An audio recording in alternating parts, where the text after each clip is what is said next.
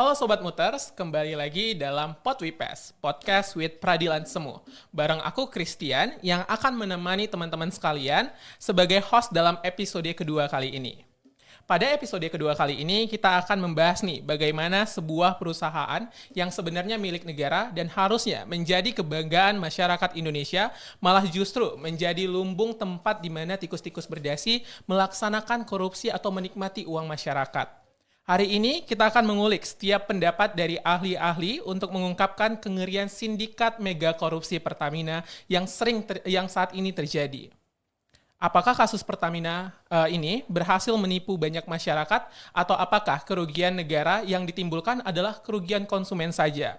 Maka dari itu, hari ini untuk menjawab semua pertanyaan tersebut, kita undang ataupun kita ditemani oleh narasumber kita yang ahli banget dalam penanganan kasus korupsi di Kepulauan Bangka Belitung, yaitu Ibu Laila Kistina SHMH. Halo Ibu. Hai Aldi. Beliau adalah jaksa ahli muda Kejaksaan Tinggi Kepulauan Bangka Belitung yang sering banget nih ditugaskan oleh Bapak Kejati dalam menangani kasus-kasus korupsi di Kepulauan Bangka Belitung. Kabarnya apakah baik Bu hari ini? Baik banget. Kira-kira tadi jauh banget gak sih Bu dari Pangkal Pinang kemari gitu, apalagi hujan tadi? Ya walaupun cuacanya agak mendung ya, tapi saya senang sekali hari ini sudah diundang oleh komunitas peradilan semu untuk ngobrol-ngobrol. Kita hari ini ceritanya ngobrol-ngobrol ya dia. Iya benar banget.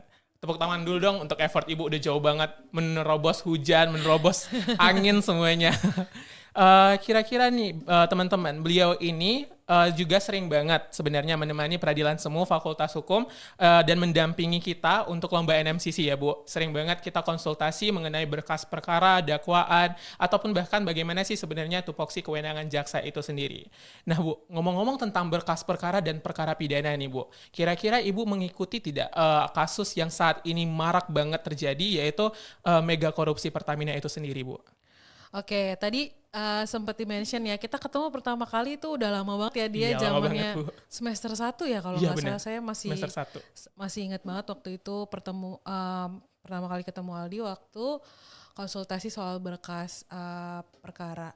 Nah, tadi pertanyaannya sama nggak sih berkas perkara korupsi sama berkas perkara yang lain? Itu sebenarnya sama aja. Saya sebelumnya mau disclaimer dulu ya, saya adalah anggota tim penanganan dan penyelesaian perkara tindak pidana korupsi di Kejaksaan Tinggi Kepulauan Bangka Belitung, tapi saya bukan penyidiknya dari kasusnya Pertamina, karena penyidik dari kasus korupsi yang Pertamina itu adalah dari Kejaksaan Agung RI, sama anggota tim penyelesaian dan penanganan perkara tindak pidana korupsi, tapi satuan kerjanya di Kejaksaan Agung.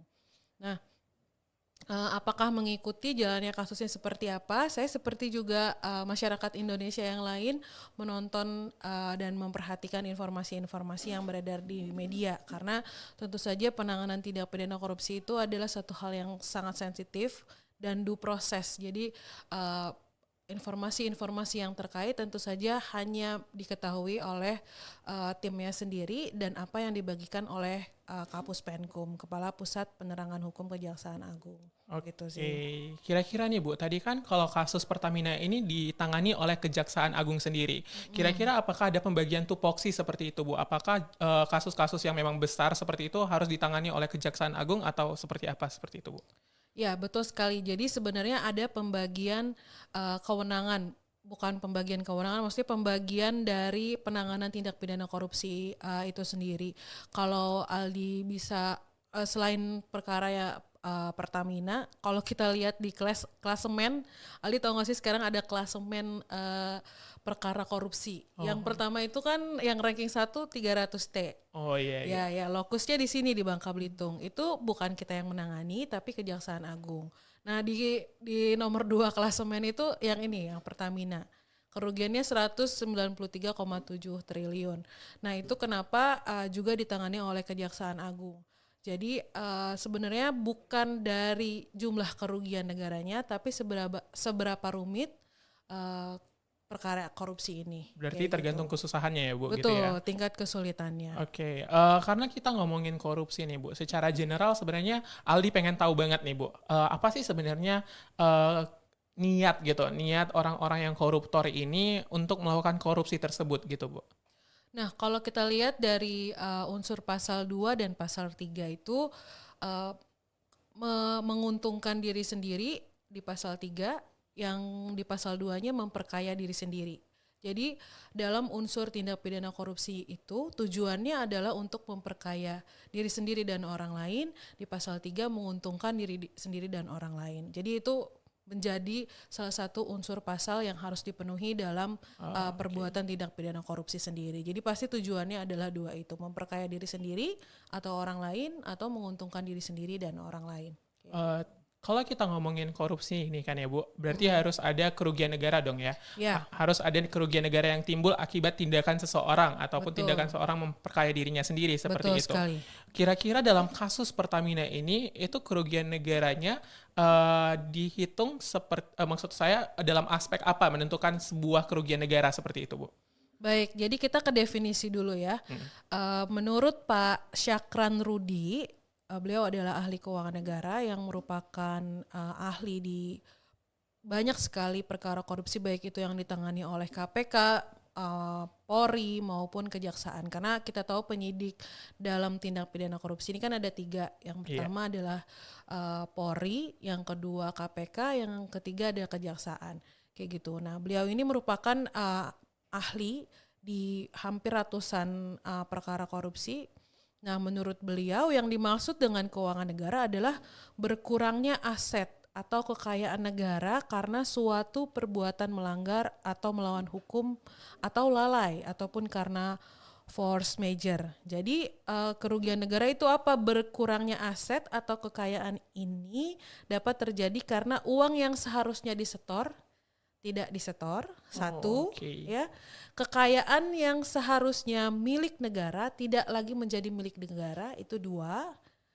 Atau dapat juga karena uang yang berada di kas berkurang secara melanggar atau melawan hukum. Dia seharusnya tidak berkurang nih, tapi dia berkurang karena ada perbuatan melanggar atau melawan hukum. Yang keempat, aset yang menjadi milik negara terlepas dari kepemilikan negara secara melanggar atau melawan hukum. Kayak gitu. Jadi menurut Pak Syakran ini ada 4 tadi yang merupakan konsep dari kerugian negara. Nah, kita sekarang secara spesifik membahas tentang kasus Pertamina. Aldi tadi tanya, Bu, kalau di kasus Pertamina itu gimana sih Bu kerugian negaranya apa? Nah, perhitungan kerugian negaranya sendiri itu ditentukan yang kemarin dirilis oleh Kapus Penkum adalah yang sudah saya sebutkan di awal tadi, 193,7 triliun. Nah, kayak gitu. Nah, ketika kita bicara tentang kerugian negara, maka tentu saja yang dirugikan adalah negara. Saya nggak bisa bilang angka 193,7 itu dari mana. Seperti juga di perkara, kalau di perkara timah yang 300 triliun itu saya udah tahu tuh komponen apa saja yang dihitung untuk mendapatkan angka 300 triliun itu. Nah, di perkara Pertamina sendiri, angka 193,7 triliun itu belum dirilis komponennya apa saja. Atau sependek pengetahuan saya belum tahu itu apa. Tapi yang jelas, 193,7 triliun itu adalah kerugian yang diderita oleh negara saja. Oke. Gitu.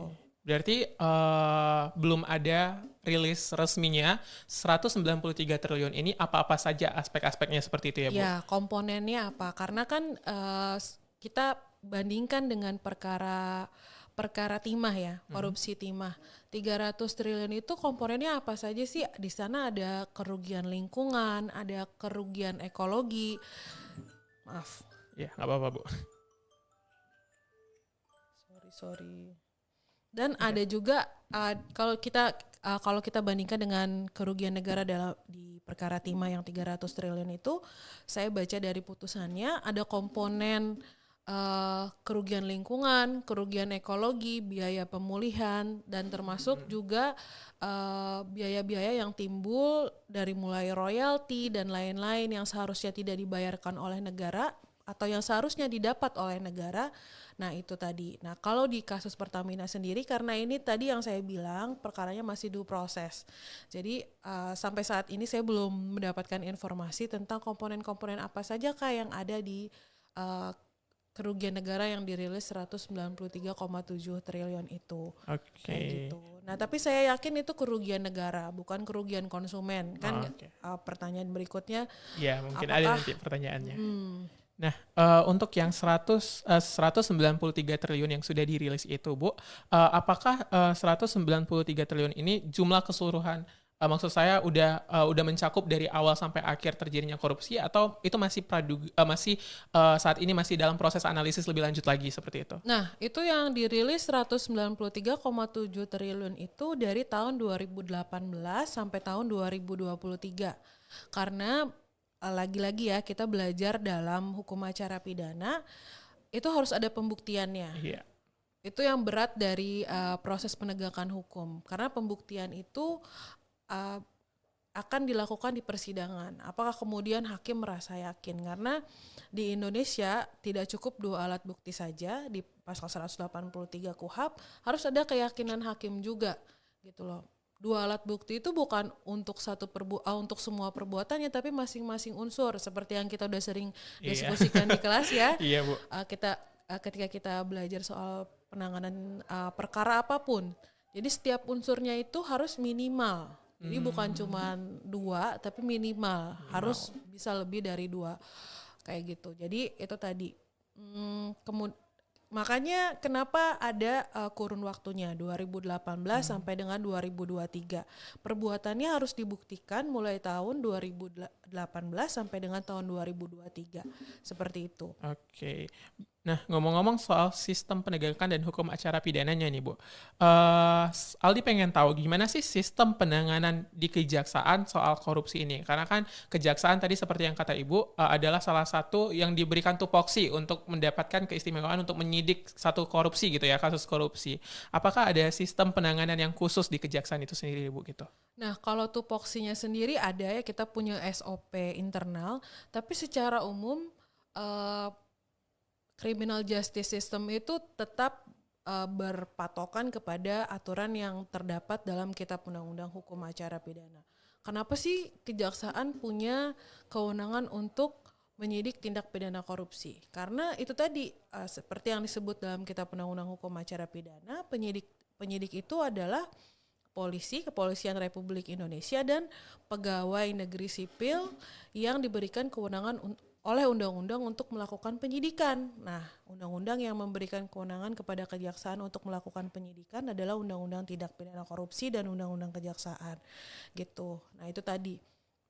Terus penanganannya gimana, Bu? Berbeda nggak dengan tindak pidana lain? Tentu saja tidak, karena kerangkanya tetap tahap pertama ada penyelidikan, selanjutnya setelah di tahap penyelidikan ini kita memutuskan dulu suatu peristiwa itu apakah dia merupakan tindak pidana. Itu di tahap penyelidikan. Nah, kemudian di tahap penyidikan barulah apakah ada 2 alat bukti yang kemudian bisa membuktikan bahwa itu merupakan tindak pidana, dalam hal ini tindak pidana korupsi, karena penyidiknya adalah salah satunya kejaksaan ya, gitu. Nah, baru tahapan-tahapan selanjutnya sesuai dengan yang diatur dalam undang-undang, ada persidangan dan seterusnya. Nah, apakah kita hanya berpatokan atau kita hanya berpegangan pada Kitab Undang-Undang Hukum Acara Pidana saja? Tentu saja tidak. Karena dalam tindak pidana korupsi ada Undang-Undang Peradilan Tindak Pidana Korupsi, ada Undang-Undang Korupsi itu sendiri. Kalau kita pakai pasal dalam Undang-Undang Pencucian Uang, maka kemudian hukum acara yang diatur dalam pencucian uang salah satunya pembuktian terbalik. Nah, seperti itu. Nah, jadi sebenarnya kenapa menurut saya mata kuliah hukum acara pidana itu sangat penting, karena itu fondasinya. Kita harus paham dulu apa yang mau kita lakukan, seperti misalnya dalam Islam misalnya. Dalam Islam kita mau sholat, kita harus paham rukunnya atau apa. Kayak gitu. Jadi pertama kita harus apa dan seterusnya. Nah, itu dalam ruang lingkup criminal justice system atau sistem peradilan pidana di Indonesia, kitab yang harus kita jadikan pedoman dalam melakukan apapun yang harus kita lakukan, ya misalnya penyitaan, upaya paksa dan seterusnya, itu adalah Kitab Undang-Undang Hukum Acara Pidana. Di bawahnya lex spesialisnya itu lex generalinya, lex spesialisnya adalah undang-undang lain yang mengatur. Oh, kita ngomongin tentang apa nih? Kita ngomong tentang korupsi. maka hukum acara yang berlaku adalah hukum acara dalam Kitab Undang-Undang Hukum Acara Pidana dan Undang-Undang Tindak Pidana Korupsi dan Peradilan Tindak Pidana Korupsi. Gitu. Oke. Nah, selanjutnya nih, Bu. Setelah misalnya sistem penanganannya sudah selesai dan kita mendapatkan putusan dari hakimnya seperti Ya. itu. Sedengar Aldi ada namanya jaksa eksekutor gitu Ya, kan ya, Bu. betul. Nah, apakah jaksa ini mengeksekusi di bagian seperti apa saja seperti itu? Apakah dalam kasus penanganan korupsi jika ada penyitaan terhadap barang-barang tersebut atau harta kekayaan yang melakukan korupsi dan barang-barang tersebut dikemanakan? Ini masih banyak orang yang tidak mengerti dan tidak mengetahuinya seperti itu, Bu. Iya, Undang-Undang Kejaksaan itu mengatur bahwa jaksa adalah eksekutor. Jadi jaksa ini banyak di kewenangannya. Ya, kita seringnya lihat jaksa penuntut umum gitu. Nah, jaksa itu punya banyak kewenangan. Selain kewenangan di bidang pidana, itu juga ada di perdata dan tata usaha negara. Kita juga bahkan yang unik tuh jaksa itu bisa membatalkan pernikahan. Ini mungkin yang jarang didengar ya. Kewenangan jaksa itu salah satunya bisa membatalkan pernikahan. Kayak gitu. Nah, eksekutor, jaksa adalah satu-satunya eksekutor di ruang lingkup sistem peradilan pidana di Indonesia. Jadi kalau Aldi tahu di KPK, di KPK itu eksekutornya juga jaksa. Jadi yang melaksanakan putusan pengadilan yang telah berkekuatan hukum tetap itu harus jaksa. Jadi kalau tadi kita bicara tentang penyidik tuh ada 3 dalam tindak pidana korupsi. Kejaksaan, kepolisian, dan KPK. Tapi kalau eksekutornya cuma 1. Apapun putusannya dalam ruang lingkup sistem peradilan pidana di Indonesia, eksekutornya pasti jaksa. Nah, sekarang pertanyaannya dalam tindak pidana korupsi, Bu, bagaimana?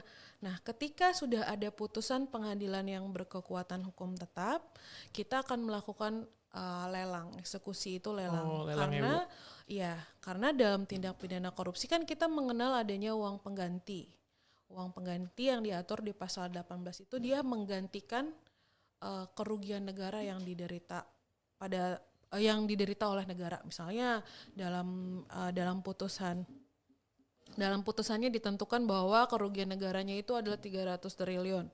Nah, kemudian masing-masing tersangka ini akan dibebani uang pengganti untuk mengganti kerugian negara tersebut. Nah, tentu saja berbeda-beda kan. A akan berbeda dengan B atau B akan berbeda dengan C. Karena uang pengganti ini tidak bisa tanggung renteng. Kenapa? Karena dia yang harus mengembalikan sebanyak apa yang dinikmatinya. Itu nanti bisa dilihat di pasal 18. Nah, seperti itu.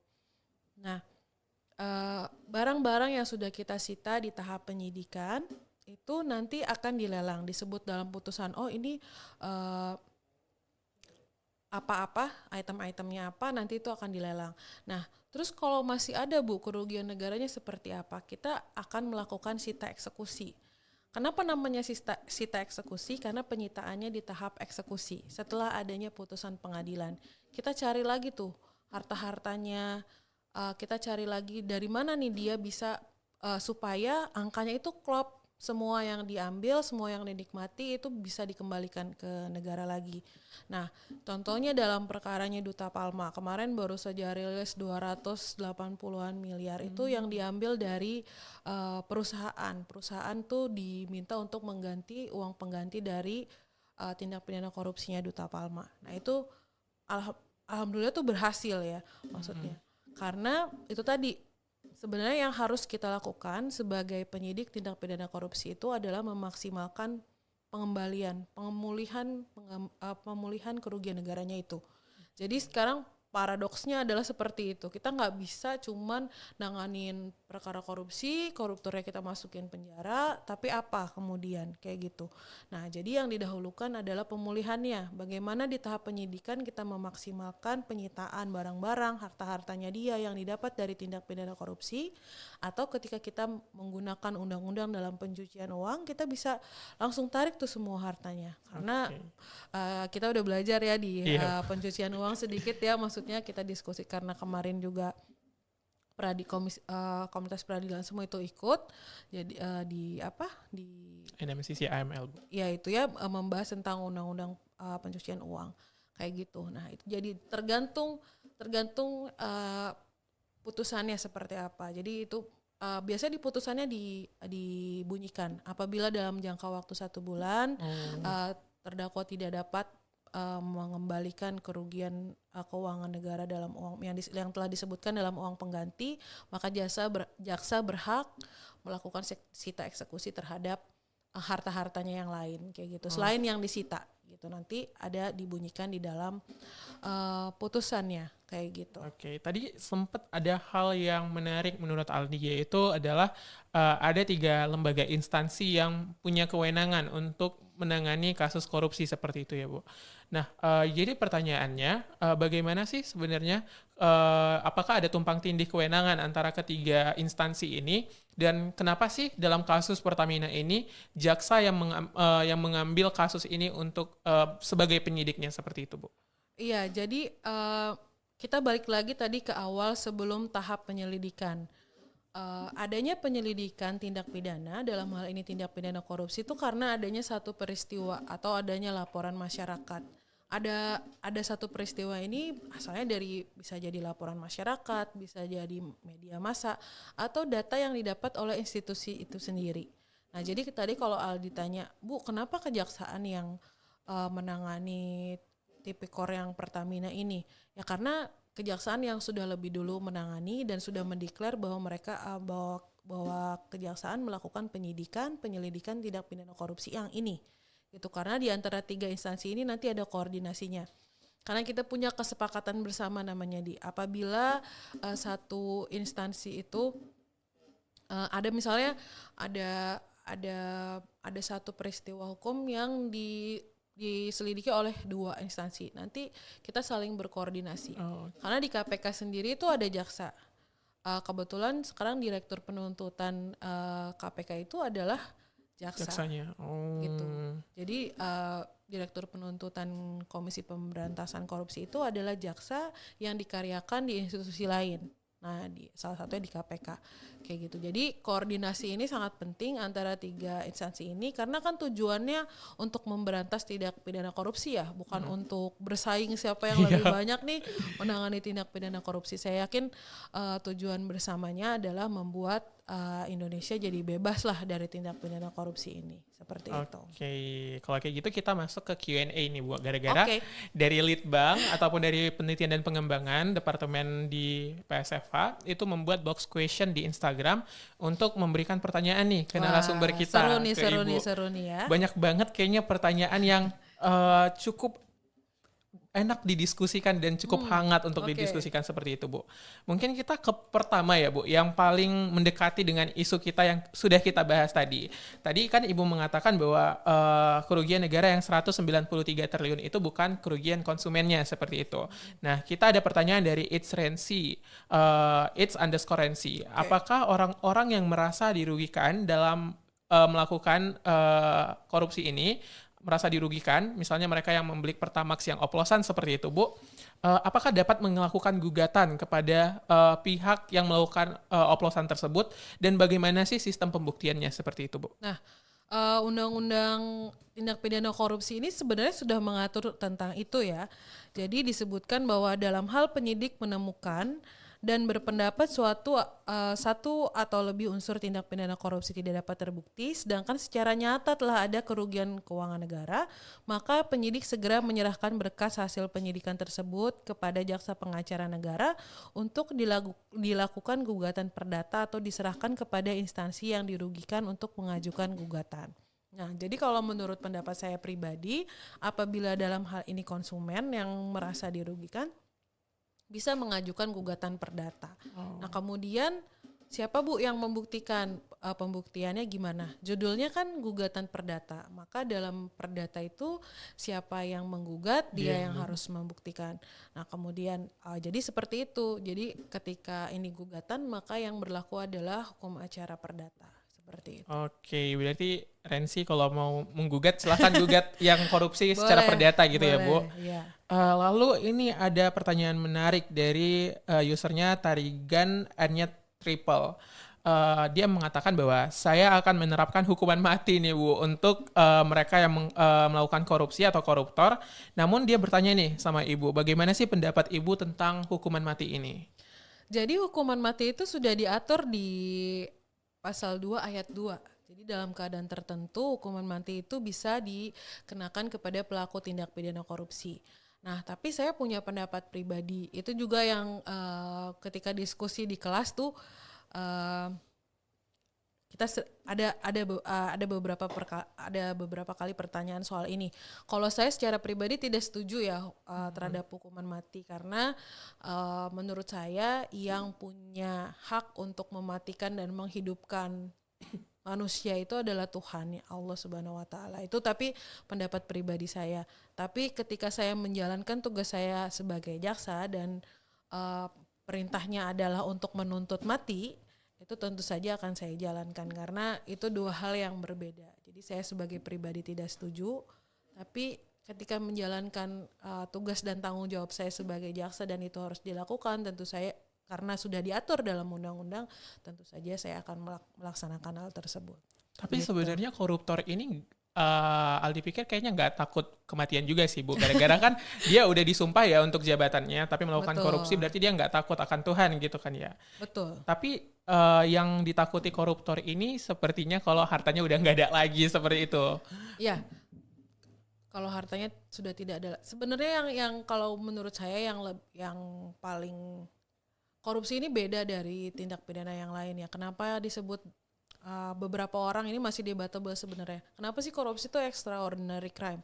Tadi kita balik lagi ke salah satu unsur dalam pasal 3 dan pasal 2 dan pasal 3.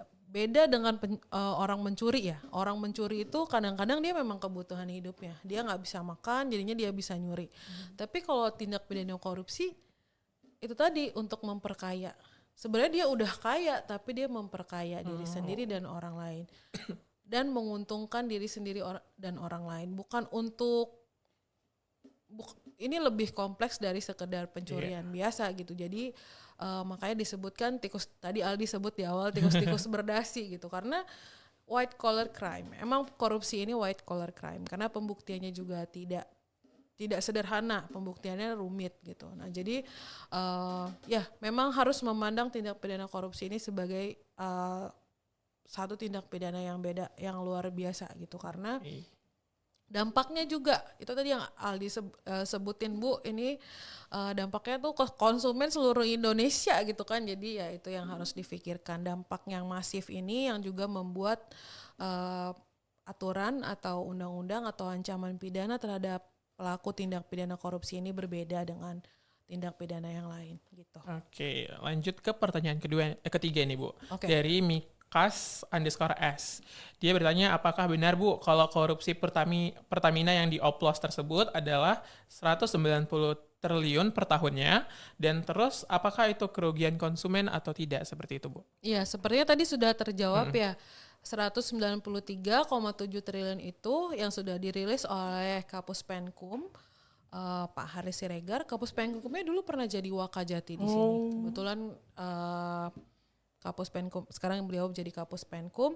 Itu adalah kerugian negara dari tahun 2018 sampai dengan tahun 2023 kayak gitu.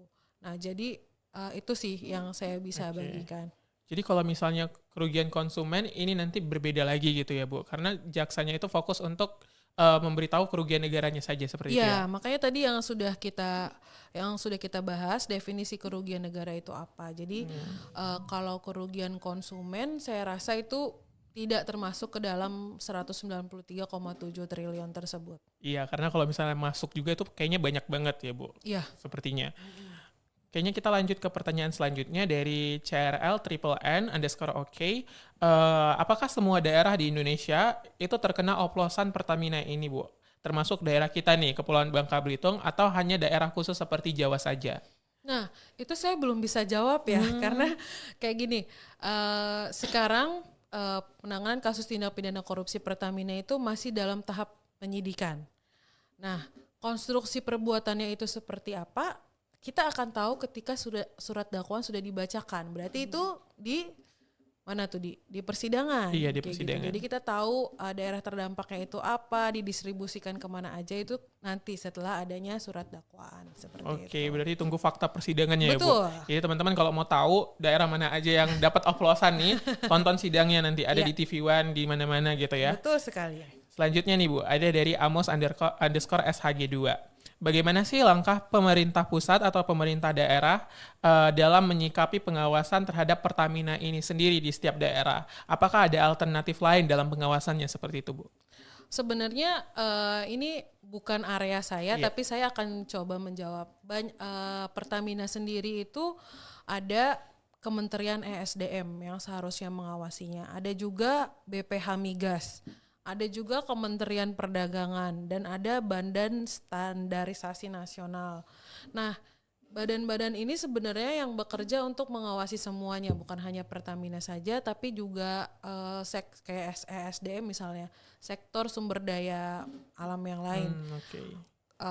Kalau migas, mineral dan gas kayak gitu kan. Jadi kalau perdagangan dia banyak sektor yang diawasi. Saya yakin kalau kita bicara tentang pengawasan maka akan sangat luas sekali kayak Benar gitu. banget. Nah, kemudian kalau pertanyaannya terus kenapa ya bisa kecolongan? Nah, itu nanti kita lihat di konstruksi perbuatannya seperti apa yang dilakukan sehingga sudah ketat pengawasan terhadap komponen ini ya, minyak ini terhadap Pertamina, tapi masih juga kita kecolongan. Nah, itu yang kita harus pelajari kayak Karena pasti dalam, kalau nggak salah saya pernah pelajari juga dari Pak Tony nih Bu, kalau tindak pidana korupsi ini dilakukan pasti nggak mungkin satu orang aja, Betul pasti sekali. lebih dari satu orang. Betul ya kan sekali. Bu?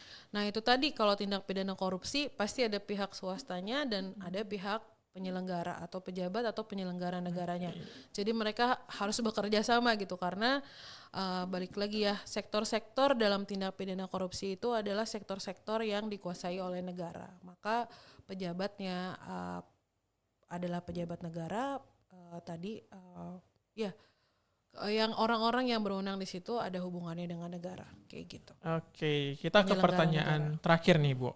Ini pertanyaan yang cukup panas sedikit dari Fahmi Firmansyah. Ini dia bertanya, dalam perkara tipikor kejaksaan itu selalu mengumumkan dugaan kerugian negara tanpa menghadirkan unsur BPK menurutnya.